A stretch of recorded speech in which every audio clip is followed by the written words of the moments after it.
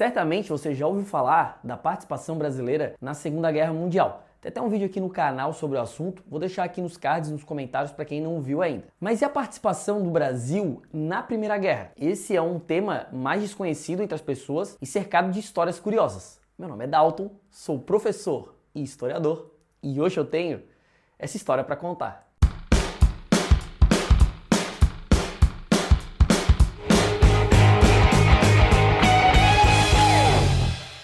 Galera, que saudade que eu tava de gravar um vídeo aqui pra vocês. Eu tô dando muita aula e eu tenho um mestrado ainda pra dar conta, então tá bem complicado gravar, mas eu quero voltar à normalidade de postagem aqui no canal.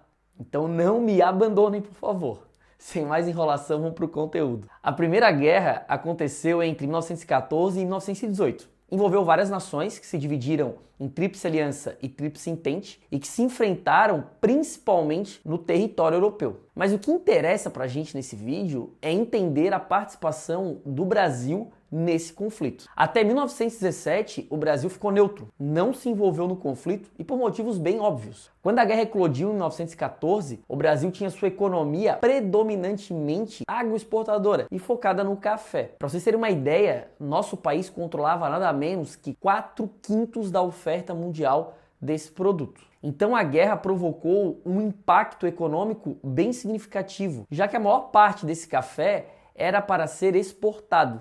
E as exportações, obviamente, caíram. Segundo o historiador canadense Roderick Barman, entre 1914 e 1915, as vendas de café caíram em 1/3 em função do bloqueio naval estabelecido pela Grã-Bretanha para produtos de países neutros, que era o caso do Brasil. Uma das consequências foi a queda no poder de compra e o aumento do custo de vida. Os preços registraram alta aqui no Brasil em 158% entre 1913 e 1918, o que aumentou a insatisfação popular e favoreceu o crescimento de vários movimentos sociais, sindicais.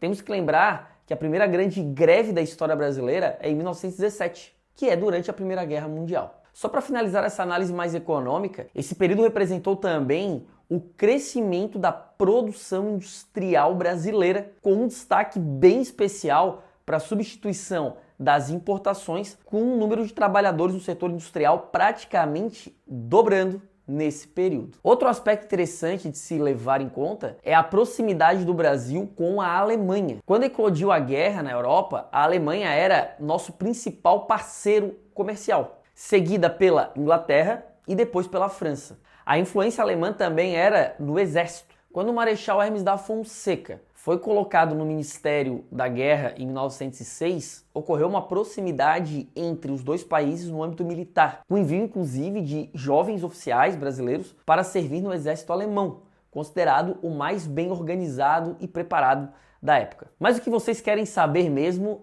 é da participação do Brasil na guerra, né? Então vamos lá. A declaração de guerra contra a Alemanha, país da Tríplice Aliança, ocorreu em 26 de outubro de 1917, por meio do presidente Venceslau Braz. Vou explicar rapidamente como que nosso país saiu de parceiro militar e econômico para inimigo de guerra contra a Alemanha. Durante a maior parte da guerra, até a declaração 17, o Brasil era um país neutro, como eu tinha falado antes, e tinha opiniões bem divididas em relação à guerra. De um lado, pessoas bem simpáticas à Tríplice Aliança e do outro, pessoas simpáticas à Entente. A pressão fica grande quando o governo alemão resolveu declarar guerra submarina e restrita, o que vai ficar conhecido posteriormente como Guerra Total, com a finalidade de bloquear o comércio com a Tríplice Entente. O governo brasileiro protestou, declarando não aceitar o bloqueio. Já o governo norte-americano rompeu relações diplomáticas com a Alemanha. Alguns meses depois, os Estados Unidos declararam guerra à Alemanha, também bem no finalzinho. No mesmo momento em que o Brasil, depois do torpedeamento do vapor brasileiro Paraná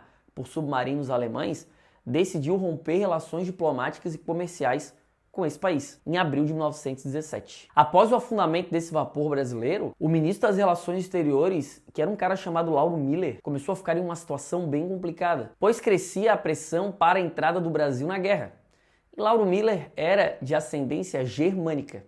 Essa pressão vai resultar na saída do ministro. Quem assume é Nilo Peçanha, figura conhecida, que já tinha inclusive sido presidente do Brasil entre 1909 e 1910, após o falecimento de Afonso Pena. Com mais 3 navios brasileiros sendo torpedeados, o governo pediu e obteve do Congresso a autorização para declarar guerra contra a Alemanha. Militarmente falando, o Brasil não tinha um grande exército. A gente deve lembrar que a consolidação do exército brasileiro foi na Guerra do Paraguai, ocorrida 40 anos antes. E que tem vídeo aqui no canal, também vale muito a pena assistir, vou deixar aqui nos cards na descrição. O exército contava com apenas 54 mil homens e a marinha perdeu grande prestígio com a República. Então a ajuda militar ela seria mais simbólica do que efetiva. Foram enviados então 20 oficiais e uma força médica de 100 homens para a Europa. O Brasil ainda enviou um grupo de 10 aviadores para o Reino Unido e uma missão médica à França. Só para vocês terem uma ideia, em Paris, a missão chefiada pelo deputado federal e médico Nabuco de Gouveia instalou um hospital brasileiro que prestou assistência aos feridos e mutilados da guerra de novembro de 1918 até julho de 1920. E ele foi definido pelas autoridades sanitárias como modelo da região. Mas um dos grandes destaques foram as missões navais para atuar sob ordens britânicas no Atlântico e Mediterrâneo, para patrulhar a costa ocidental da África e a região ali do Estreito de Gibraltar. Numa dessas missões, mais de 150 tripulantes morreram, não devido a combates de guerra, mas sim a tão temida gripe espanhola. Tem um vídeo aqui no canal sobre a gripe. Quem quiser conferir, eu vou deixar também aqui nos cards e no primeiro comentário, junto com os outros vídeos que eu acabei mencionando ao longo do vídeo. Foi inclusive em uma dessas missões navais que ocorreu um dos episódios mais icônicos da participação brasileira na Primeira Guerra, a famosa Batalha das Toninhas. Em novembro de 1918, bem no finalzinho da guerra, o cruzador Bahia, alertado pela possível presença dos temidos U-Boats, que eram os submarinos alemães, nas proximidades de Gibraltar, despejou munição pesada no oceano. E qual foi o resultado? Mataram um grande número de toninhas, que é uma espécie de golfinho. Economicamente falando,